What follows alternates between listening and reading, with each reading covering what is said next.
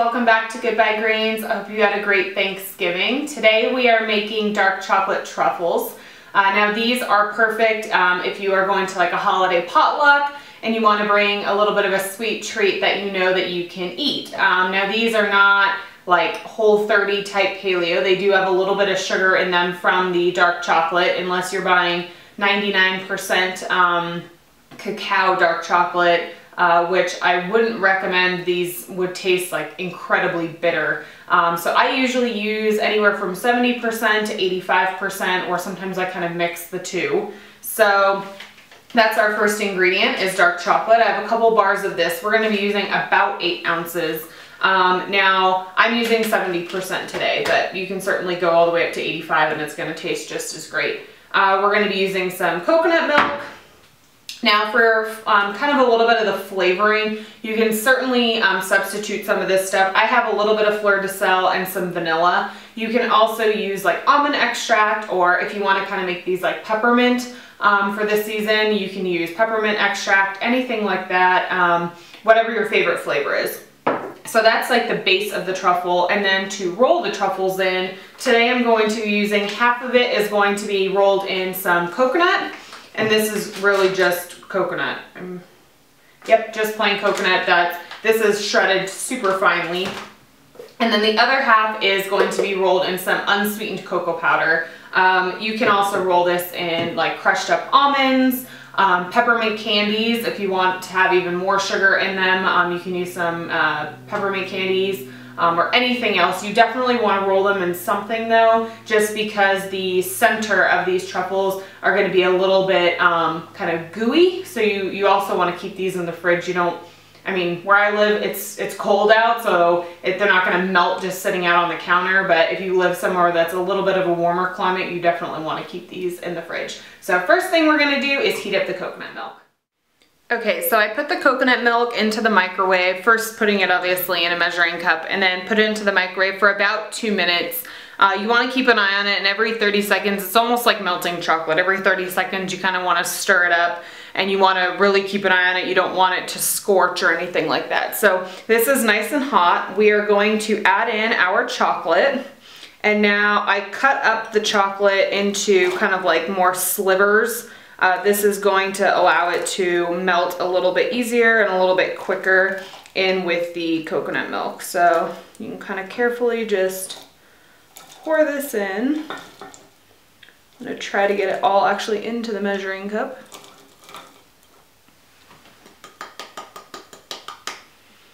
And then you actually want to let this sit and allow the hot coconut milk to begin to melt the chocolate. So I'm actually going to take this plastic wrap, we're going to use this twice, and I'm just going to cover the measuring cup with this, and mostly this is just to keep all of the heat and steam in. So we are going to let this sit for about 5 to 7 minutes, and then when we come back, we can take the plastic wrap off and use, I usually use just a little mini whisk. You can also use a fork or anything like that, or a regular size whisk, just to whisk it until it's smooth.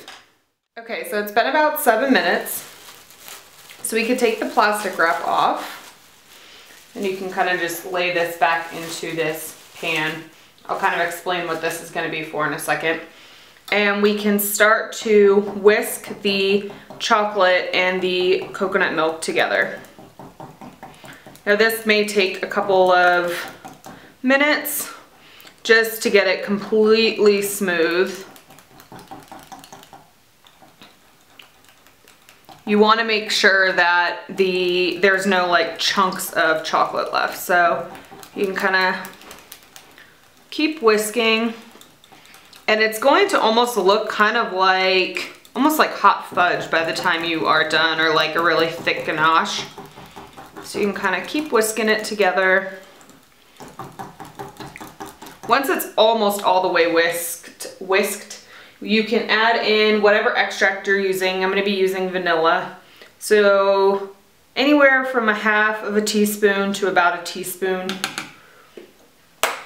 depending on what kind of extract you're using. Some of them are a little bit more potent, like the peppermint ones, than probably vanilla.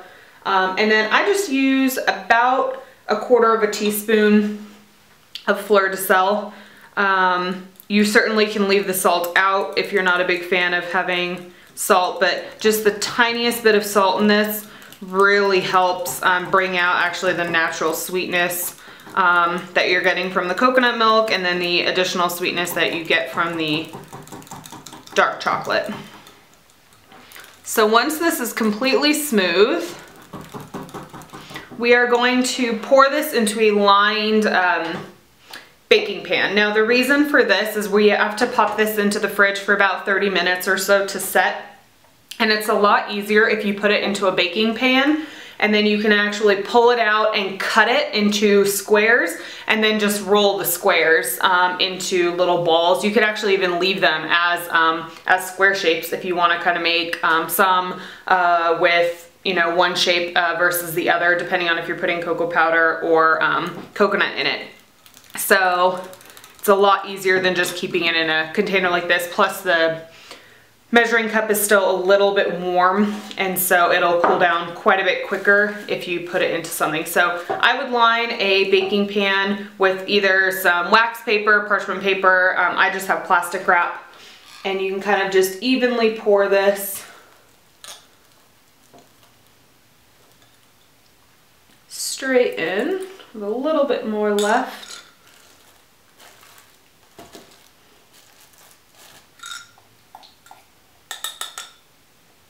Actually use my spatula.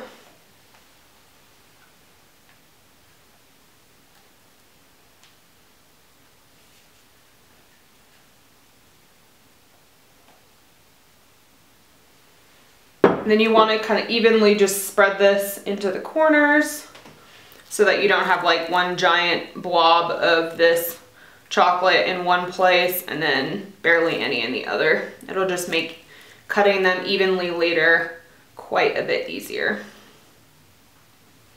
So once this is all nice and smooth, we can pop this into the fridge for 30 minutes. Okay, so I just pulled the chocolate out of the fridge. It was in there for just over 30 minutes, almost closer to 40 minutes. So now this is gonna get super messy. So one, you wanna make sure you have clean hands, and two, you wanna make sure that you are close to the sink after, because you are gonna have chocolate everywhere. So you can just kind of lift. This is what makes this part of it easy, because at least you have one less pan to clean. You can lift this out, and you are going to cut this into squares. Now what I'm going to do is cut them into squares and then roll the squares into balls. Now this is my unsweetened cocoa powder in one bowl, and I have some of the dried coconut in the other bowl. This is also unsweetened. And then I have a pan here, or a dish here I should say, that I'm going to put the finished truffles onto. So you want to make sure you kind of have everything ready, because once your hands have chocolate all over them, you're not going to want to be opening up cabinets. So I just cut these. I make these pretty small, so you can kind of just cut this, and this is really, really soft ganache. And the reason for that is so that these make really kind of gooey centers. It's not like biting into a giant bar of chocolate. So I can kind of just show you the first couple that I'm going to do. So let me cut the first row. And I really make these about 1 inch by 1 inch. So they're definitely going to be less than a tablespoon worth of chocolate. So for the first one, you can just pick it up into your hand. If you want, if you're doing all cocoa powder like chocolate and all coconut, you can actually put a little bit of that onto your hands. That makes this rolling a little bit easier. But is what you're gonna do, you can just put it into your palm and just wait, and you'll see just by what I mean by chocolate everywhere. Just kind of lightly roll it into a ball.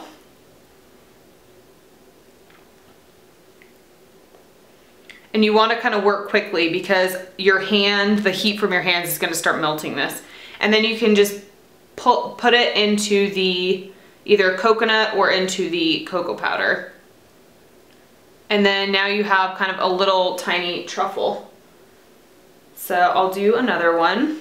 And now if this chocolate mixture ever gets too almost like warm, if you haven't worked quick enough, you can take this and just pick up the plastic wrap and put it back into your pan and put it back into the fridge for another 30 minutes or so. So we can do another one in the coconut.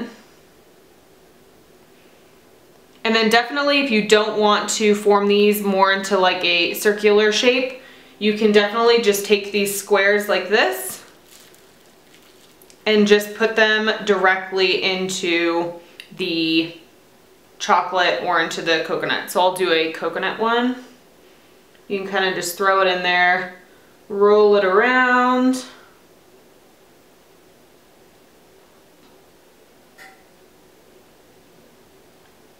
And then fish it out and put it onto your dish. Now, the cocoa powder is a little bit more messy than the coconut, but I kind of like having the option for people. So you can continue with the rest of your truffles. And then the biggest thing you want to make sure is to store this into the fridge and then just pull them out about 30 minutes before you're going to be serving them to guests.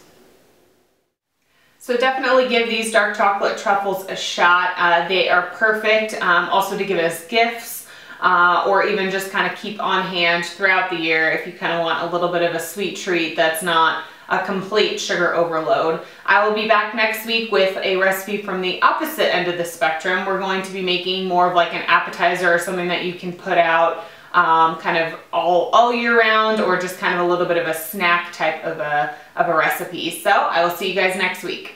Bye.